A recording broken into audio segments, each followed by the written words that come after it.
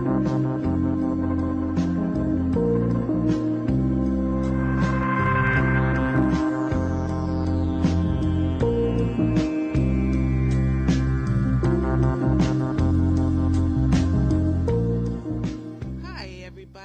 name is Rush, and most people in this world know me as LOM Runner.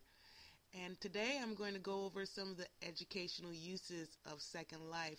And if you want to know any news about what's going on in the virtual worlds, you can also reach me at either Twitter, Felina, or IEEE Virtual. I'm all over the place, so it's pretty easy to find me.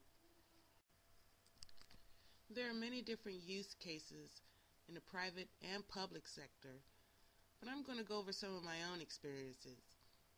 First, what was an interesting class is astrology, and experiencing that in the 3D world is very interesting, with slideshows and audio and everything.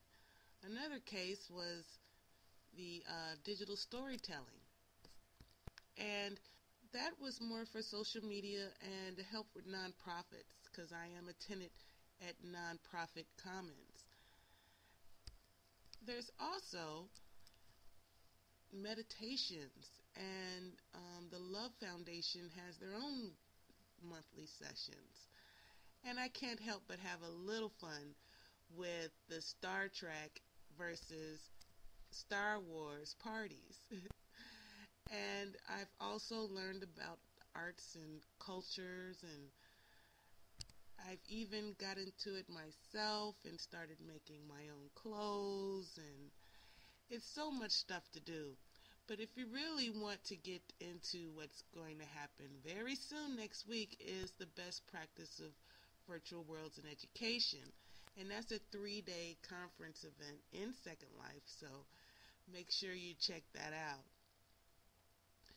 Now today I'm going to be going over the project that I'm working on with BDPA. And I was going to the monthly, well not monthly, but weekly meetings at Nonprofit Commons. And they had a discussion about this new project called Travel for Change.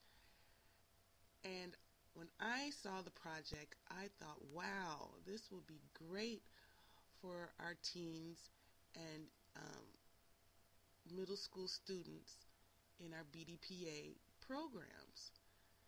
So I went to the workshop, and it was very interesting, and I have some video clippings of it. So first, we discussed the overview of the project, and then we started to brainstorm on how the project should be executed. And then we started to use a 3D brain mapping technique where we add notes to a board, and the notes are all automatically sorted and scattered based on common themes in the suggestions.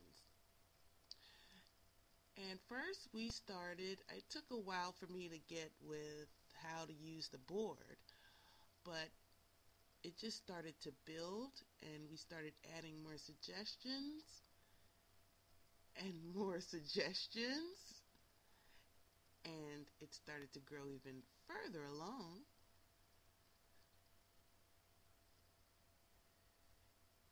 And now we have a nice synopsis of ideas for the Travel for Change project and how it should be executed in a safe and fair manner for all.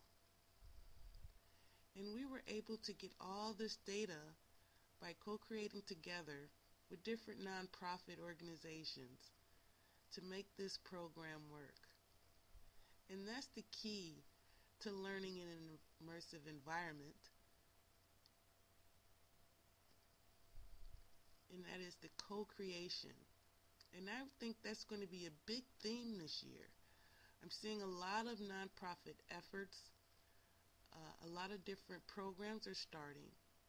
Even the creator of Craigslist started his own Craig's Connect program. So what does this all mean for education?